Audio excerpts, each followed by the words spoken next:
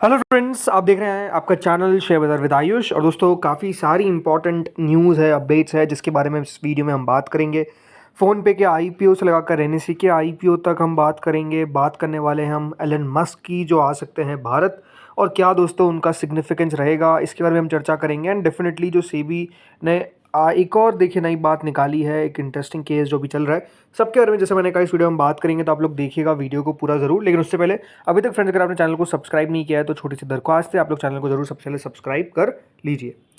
देखिए सेबी लगातार आपको पता ही है किसकी जांच कर रहा है। बिल्कुल जो फेमस केस चल रहा है अभी जेंसॉल इंजीनियरिंग का, उसके ऊपर दोस्तों सेबी की लगातार जांच चल रही है।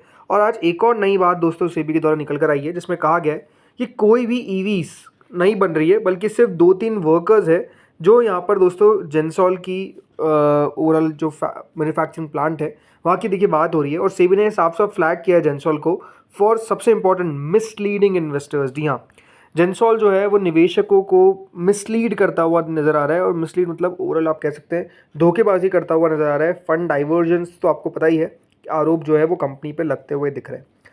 तो देखिए खबर के मुताबिक सेबी ने दोस्तों फ्लैग किया है और सीरियस गवर्नेंस लैप्स जो है वो यहाँ पर जेंसॉल इंजीनियरिंग में पता चल रहे हैं, जिसमें बताया गया है कि जो इनका ईवी मैन्युफैक्चरिंग प्लांट है पुणे के अंदर, वहाँ पर कोई भी मैन्युफैक्चरिंग एक्टिविटी तो हो ही नहीं रही है। ये बात ध्यान रखिएगा, कोई भी मैन्युफैक्चरिंग एक्टिविटी नहीं हो रही है। कोई भी दोस्तों जो ईवी है वो वहाँ पर अगर आप देखेंगे नहीं बन रही है, बल्कि वहाँ पर आपको सिर्फ 2 से 3 एम्प्लॉयज़ मिलते हुए नजर आएंगे। 2 से 3 एम्प्लॉयज़ से क्या कोई ईवी मैन्युफैक्चर कर सकता है? बल्कि वहाँ पर जब दोस्तों एक एनएसई के ऑफिशियल गए तो पता चला कि 2 से 3 लेबरर्स जो है वो वहाँ पर आपको दिख रहे हैं, बल्कि वहाँ पर कुछ भी कारोबार काम नहीं हो रहा है। मतलब मैन्युफैक्चरिंग का जो काम है वो नहीं हो रहा है, ये दोस्तों निकल कर आया। सो ये रेवलेशंस दोस्तों सेबी की जो इंटरिम ऑर्डर थे जो 15 अप्रैल को आया था उसी का पार्ट है। और यहाँ पर नो डाउट कह सकते दोस्तों जेंसॉल अपने आप में एक ऐसी केस स्टडी बनने वाला है इन्वेस्टर्स के लिए कि जो आप समझ सकते हैं कि इन्वेस्टर्स ने बहुत पैसा देके शुरुआत में ऐसा लग रहा था कि बनता हुआ दिखेगा, बट उसके बाद जो कहानी हुई, राइट, आप कह सकते हैं दोस्तों बिल्कुल ये कंपनी यहाँ चली गई थी और यहाँ से इतना नीचे आ गई है कि कोई सोच नहीं सकता था। और ये दोस्तों लगातार होता हुआ दिख रहा है। और आप समझ सकते हैं कि प्रॉब्लम क्या है। प्रॉब्लम आप कह सकते हैं ग्रीड की है, प्रॉब्लम आप समझ सकते हैं किसकी है।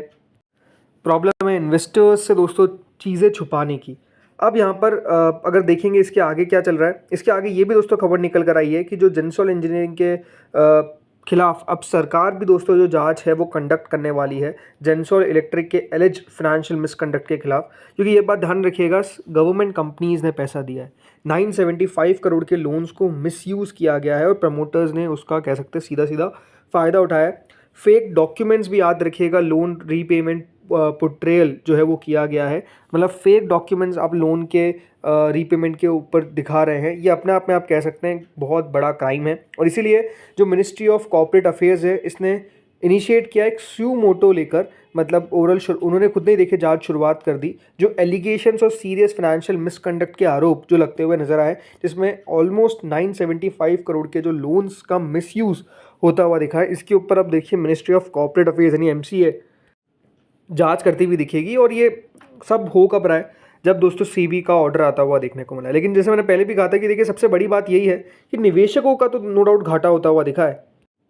ये जो दोस्तों एमसीए का मूव आया है, ये बात ध्यान रखिएगा एक इंडिपेंडेंट एक्शन है जो लिया गया है। लेकिन जो बड़ी बात है वो ये है कि जो निवेशक था, राइट, जिसने इस कंपनी में इन्वेस्ट किया था, उसे लगा था कि देखिए जो भी सेबी की गाइडलाइंस है वो कंपनी बिल्कुल फॉलो करेगी, जो भी देखिए कॉर्पोरेट गवर्नेंस है वो कंपनी फॉलो करेगी।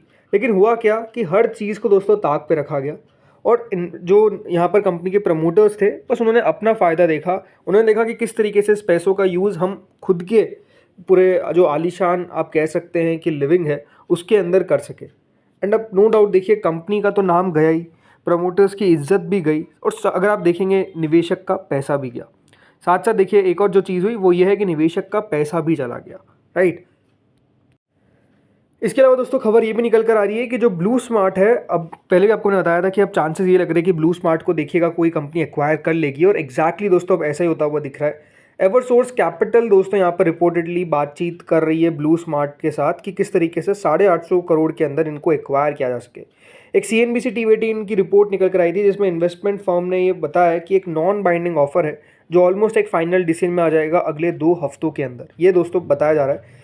और जो पार्ट है इस पूरी डील का जो प्रपोज किया गया है, इसके हिसाब से देखिए जो ब्लू स्मार्ट के फाउंडर है और जो बोर्ड मेंबर्स है अनमोल जग्गी और पुनीत जग्गी, इनको अपनी पोजीशन से स्टेप डाउन करना पड़ेगा। ऑब्वियसली दोस्तों ये आप अपनी पोजीशन पे नहीं रह पाएंगे, बल्कि आप समझिएगा कि बहुत जल्द हो सकता है कि देखिए इनके ऊपर और भी गाज गिरे, बहुत सारी देखिए एजेंसी सब इनके पीछे पड़ जाएगी, क्योंकि काम ही इस तरीके का हुआ है।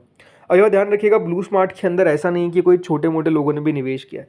जो बड़े celebrities like MS Dhoni, Deepika Padukone और इसके अलावा भी देखिए जो भी आम निवेशक भी है, भले वो इतना फेमस ना हो, लेकिन पैसा तो लगा है और अपने आप में देखिए किस तरीके से वहाँ पर चीज़ें सही करी जा सके, इसको लेकर देखिए कंपनी की कोशिश रहने वाली है।